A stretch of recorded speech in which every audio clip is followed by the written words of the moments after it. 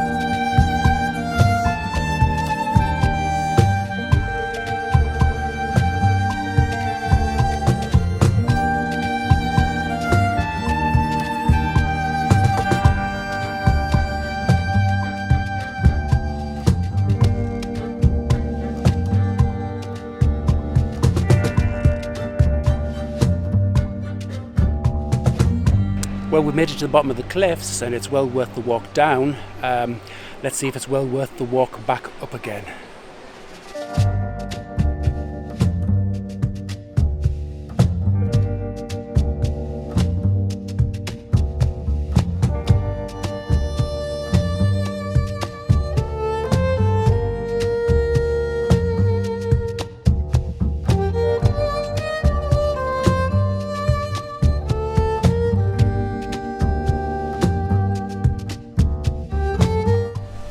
Oh, we made it.